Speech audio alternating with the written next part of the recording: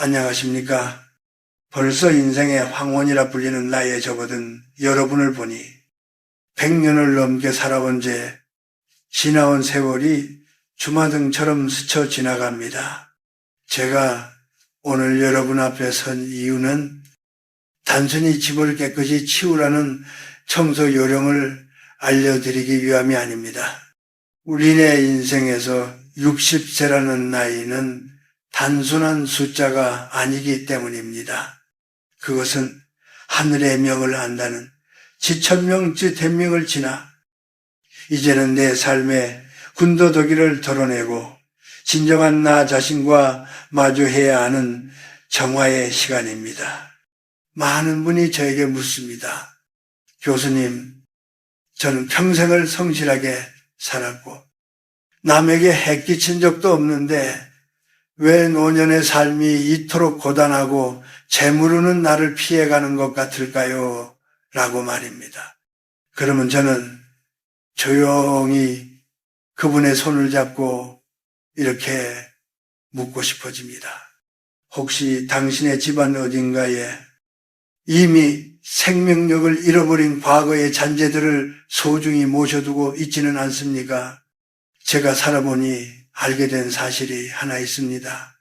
우리 삶에는 눈에 보이는 통장의 잔고보다 더 중요한 운이라는 흐름이 있습니다. 이 운이라는 것은 물과 같아서 맑고 깨끗하게 비워진 곳으로는 자연스럽게 흘러 들어오지만 막히고 썩은 곳은 절대로 넘지 못합니다. 특히 60세 이후의 운은 채움이 아니라 비움에서 시작됩니다. 젊었을 때는 무엇이든 움켜쥐고 내 것으로 만드는 것이 능력이고 미덕이었겠지만 이제는 아닙니다. 지금 여러분의 거실, 침실, 그리고 마음 한구석을 가득 채우고 있는 것들 중에는 사실 여러분의 기운을 갉아먹고 있는 독둑과 같은 물건들이 있습니다. 그것들은 단순히 공간을 차지하는 것을 넘어 여러분의 잠자리를 불안하게 만들고 가족 간의 화목을 깨뜨리며 들어올 복을 입구에서부터 가로막습니다. 나이가 들수록 집은 단순해야 하고 마음은 명징해야 합니다. 그래야만 남은 인생의 후반전이 필요하지 않고 고귀해질 수 있습니다. 제가 오늘 말씀드릴 이 세 가지 물건은 여러분이 지난 세월 동안 아까워서 혹은 추억이라서 버리지 못했던 것들일지도 모릅니다. 하지만 냉정하게 말씀드리겠습니다. 이것들을 품고 있는 한 여러분의 운명은 결코 가벼워질 수 없습니다. 우리는 흔히 가난이 밖에서 찾아온다고 생각하지만 사실 가난은 내가 버리지 못한 낡은 습관과 물건 사이에서 스스로 자라나는 잡초와 같습니다. 이제 그 잡초를 뽑아내야 할 때입니다. 60세, 인생의 가장 아름다운 열매를 맺어야 할 이 시기에 왜 당신의 운이 멈춰서 있는지 제가 겪어온 100년의 지혜를 담아 하나씩 짚어보겠습니다. 이 이야기는 여러분의 삶을 바꾸는 마지막 경고이자 따뜻한 위로가 될 것입니다. 이제 본격적으로 여러분의 운명을 가로막는 첫 번째 물건에 대해 이야기해 보려 합니다. 그것은 바로 원망과 실패의 기억이 서린 옛 물건들입니다. 우리는 살아가면서 누구나 한두 번쯤 큰 시련을 겪습니다. 믿었던 사람에게 배신을 당하기도 하고 평생을 일궈온 사업이 하루아침에 무너지기도 하지요. 그런데 문제는 그 고통스러운 기억이 담긴 물건들을 혹시나 나중에 쓸 때가 있을까 봐 혹은 그때의 한을 잊지 않기 위해서 여전히 집안 가장 깊숙한 곳에 보관하고 있다는 점입니다. 부부 관계가 이미 돌이킬 수 없을 만큼 틀어졌음에도 과거의 갈등이 극에 달했을 때 주고받았던 해로운 선물들 혹은 사업에 실패했을 때 사용하던 낡은 서류 가방이나 집기들을 그대로 두는 분들이 많습니다. 여러분, 물건에는 기치가 깃들어 있습니다. 그것을 볼 때마다 여러분의 마음속에는 어떤 감정이 먼저 피어오릅니까? 그리움입니까? 아니면 가슴 한구석이 아려오는 통증입니까? 만약 후자라면 그 물건은 이미 여러분의 집안에서 나쁜 에너지를 뿜어내는 독극물과 같습니다. 우리 한국의 옛 선조들은 집안에 우환이 생기면은 옷가지를 태우거나 물건을 내다버리며 앵마기를 했습니다. 이는 미신이 아니라 나쁜 기억과의 단절을 뜻하는 심리적 정화 의례입니다. 60세 이후의 삶은 그 어느 때보다 평온해야 합니다. 그런데 거실에 앉아 눈을 돌릴 때마다 과거의 아픈 상처를 건드리는 물건이 보인다면 여러분의 무의식은 끊임없이 나는 실패한 사람이다. 나는 상처받은 사람이다. 라는 신호를 뇌에 보냅니다. 이런 상태에서는 아무리 좋은 기운이 문 앞을 찾아와도 들어설 자리가 없습니다. 제가 아는 한 지인은 젊은 시절 크게 사기를 당한 뒤 그때 작성했던 차용증과 소송 서류들을 20년 넘게 보관하고 있었습니다. 언젠가 돈을 돌려받으면 찢어버리겠다는 일념이었지요.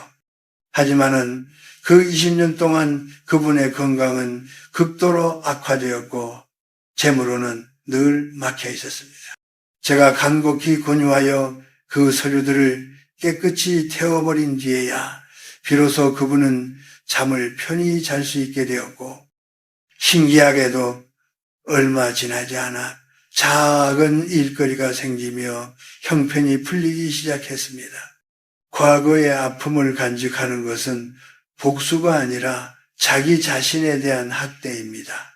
특히 60세라는 나이는 인생의 가을입니다. 가을나무가 아름다운 이유는 작년에 맺었던 열매와 잎사귀를 미련 없이 떨어뜨리기 때문입니다. 과거의 원한이 담긴 물건, 실패의 상징물을 과감히 버리십시오. 그것을 버리는 순간 여러분의 마음속에는 비로소 희망이라는 새로운 씨앗이 심길 공간이 생겨납니다. 낡은 상처를 안고서는 절대 새로운 행운의 주인공이 될 수 없다는 사실을 명심하시기 바랍니다. 두 번째로 여러분의 운기를 꺾어버리는 물건은 우리네 어머니, 아버지들이 가장 버리기 어려워하시는 것들입니다. 바로 언젠가 쓰겠지라는 미련으로 쌓아둔 이 빠진 그릇과 낡고 해진 물건들입니다. 한국인 특유의 근검절약 정신은 분명 아름다운 미덕입니다. 하지만 60세 이후의 삶에서 이 미덕이 과해지면 그것은 빈곤의 기운을 불러들이는 치명적인 독이 됩니다. 집안을 한번 찬찬히 둘러보십시오. 가장자리가 살짝 이가 나갔지만 버리기 아까워 구석에 밀어둔 접시, 목이 늘어나고 해져서 밖에는 못 입고 나가는 구멍난 속옷, 혹은 작동하지 않는데도 언젠가 고쳐 쓰겠지 하며 베란다에 방치한 가전제품들이 있습니까? 많은 이들이 이런 물건을 간직하며 자신을 알뜰한 사람이라 위안합니다. 하지만 영적으로나 심리적으로 볼 때 이는 자신을 부족한 대우를 받아도 마땅한 존재로 격화시키는 행위입니다. 우리 조상들은 그릇을 사람의 복을 담는 그릇 그 자체로 보았습니다.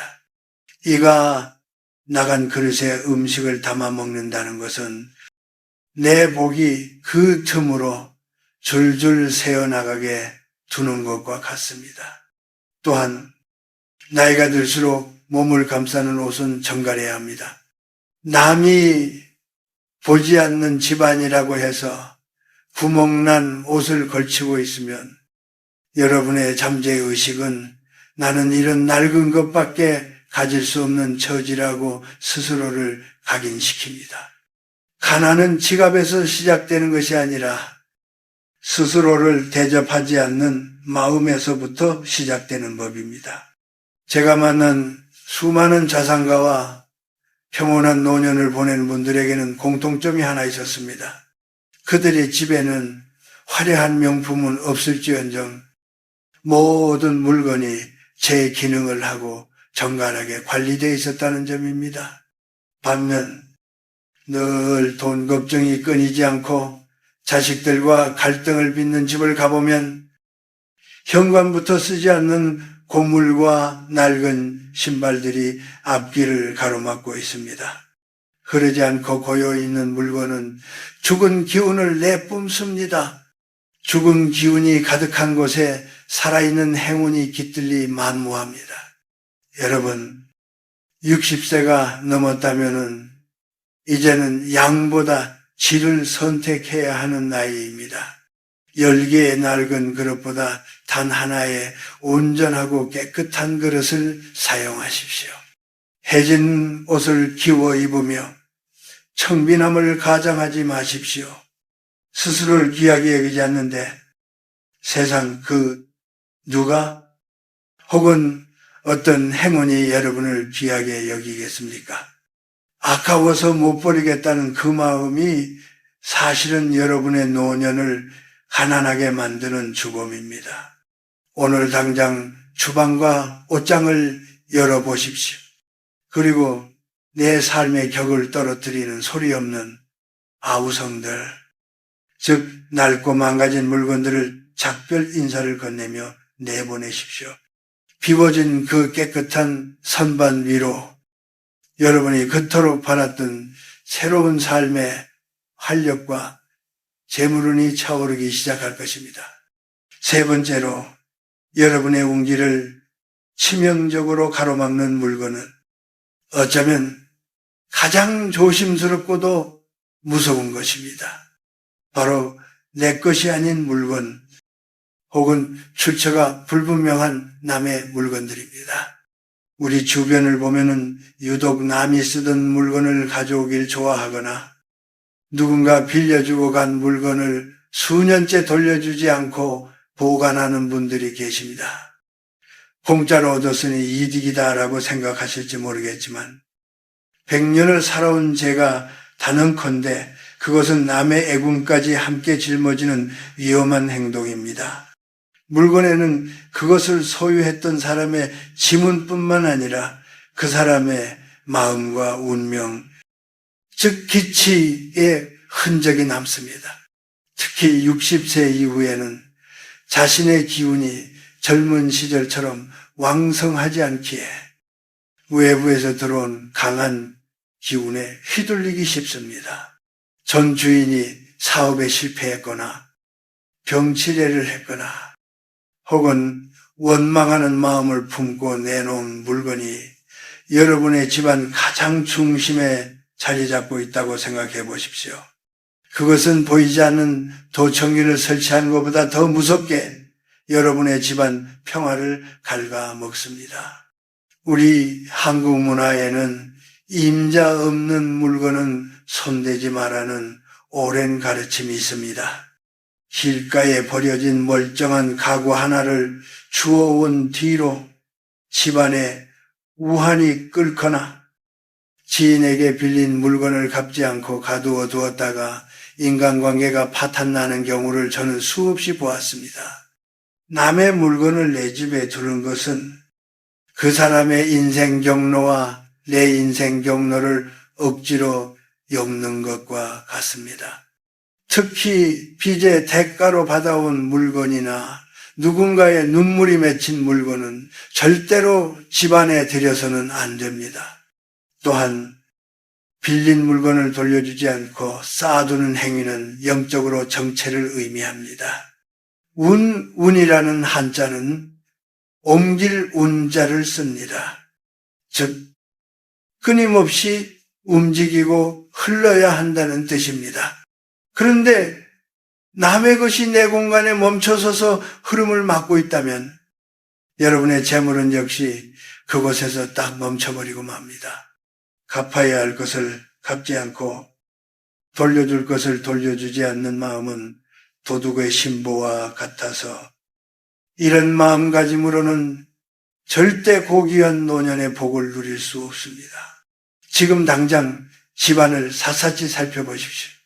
혹시 친구에게 빌린 뒤 읽고 있었던 책 한 권, 이웃이 잠시 맡겨두었는데 찾아가지 않은 낡은 물건, 혹은 출처를 알 수 없이 굴러 들어온 장식품이 있습니까?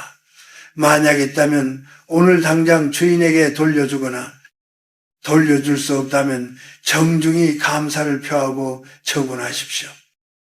60세 이후의 공간은 오로지 나의 에너지로만 채워져야 합니다.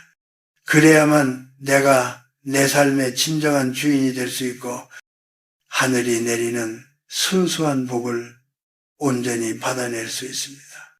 남의 그림자에 가려진 삶이 아니라 내 빛으로 반짝이는 삶을 살고 싶다면 타인의 흔적을 과감히 덜어내십시오. 그것이 비어있던 여러분의 창고에 진정한 내 몫의 재물이 쌓이기 시작하는 비결입니다.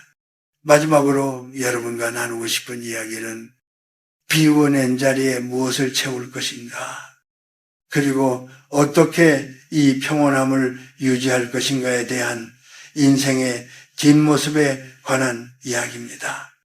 60세라는 나이는 인생의 마침표가 아니라 가장 정갈한 문장으로 쓰여야 할 새로운 장의 시작입니다.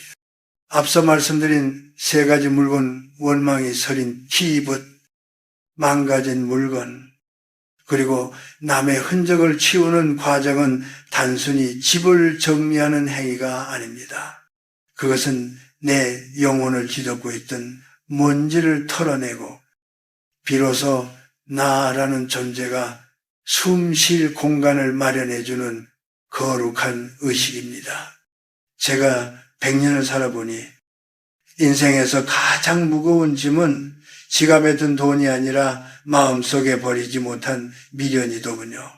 사람들은 흔히 나이가 들면 가진 것이 없어서 서럽다고 말합니다. 하지만 제가 보기엔 반대입니다. 가진 것이 너무 많고 버리지 못한 것이 너무 많아서 노년의 발걸음이 무거워지는 것입니다. 운이라는 것은 참으로 묘해서 텅 빈 방 안에 햇살이 가장 먼저 들듯 깨끗하게 비워진 마음과 공간에 가장 먼저 찾아듭니다. 여러분, 집안을 비우고 나면 반드시 태도의 변화가 뒤따라야 합니다. 물건을 버렸는데도 여전히 누군가를 미워하고 지나간 세월을 후회하며 자식들에게 서운함만 도로하고 있다면 그 빈자리는 다시 독한 기운으로 채워질 뿐입니다. 60세 이후에 가장 경계해야 할 것은 입은 닫고 지갑은 열라는 말처럼 자신의 고집으로 주변을 어둡게 만드는 것입니다. 누군가에게 무시당했다는 생각이 들 때, 혹은 형편이 예전 같지 않아 초라함이 느껴질 때 여러분은 분노하거나 변명하는 대신 그저 침묵하며 웃어 넘길 수 있는 여유를 가져야 합니다. 그것이 바로 품격 있는 노년의 모습이며 그런 사람 곁에는 보이지 않는 빈 비련들이 모여들게 마련입니다. 돈은 쫓아갈수록 멀어지고 내가 그릇을 닦고 기다리면 스스로 찾아오는 손님과 같습니다.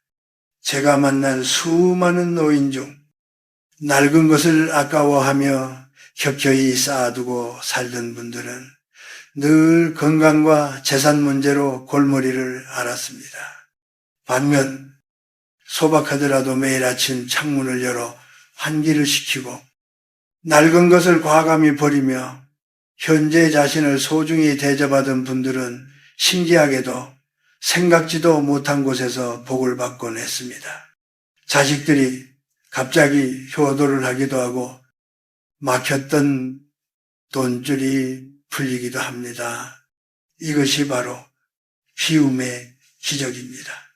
이제 여러분의 하루를 정화의 루틴으로 만드십시오.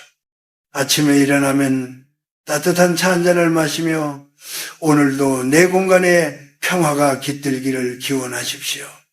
그리고 매일 딱 한 가지씩만 버려보십시오. 그것이 유통기한이 지난 약봉지든 낡은 영수증이든 상관없습니다. 그동안 고마웠다. 이제는 나를 떠나가라고 작별 인사를 건네며 물건을 내보낼 때 여러분의 운명도 함께 가벼워질 것입니다. 우리는 모두 빈손으로 왔다가 빈손으로 돌아가는 나그네입니다. 하지만 그 여정의 끝자락이 가난과 질병으로 점철되는 것은 결코 하늘의 뜻이 아닙니다. 하늘은 스스로를 귀하게 여기고 자신의 주변을 맑게 다스리는 자에게 반드시 말년의 복을 허락합니다. 60세, 이제야 비로소 진짜 인생이 시작되는 나이입니다. 무거운 짐은 이제 그만 내려놓으십시오. 낡은 과거의 유물들의 작별을 고하고 텅 빈 거실에 앉아 들려오는 바람 소리에 귀를 기울여 보십시오. 그 고요함 속에 여러분이 그토록 찾아 헤매던 평안과 부후 그리고 행복의 정답이 들어있습니다. 긴 시간 제 이야기를 들어주셔서 감사합니다. 100년의 세월을 건너온 저의 이 투박한 조언이 여러분의 삶에 작은 등불이 되기를 진심으로 바랍니다. 여러분의 집안에 생기가 가득하고 여러분의 앞날에 늘 상스러운 기운만이 가득하기를 두 손 모아 기도하겠습니다. 부디 평안하십시오. 그리고 오늘 당장 그 낡은 것들을 놓아주십시오.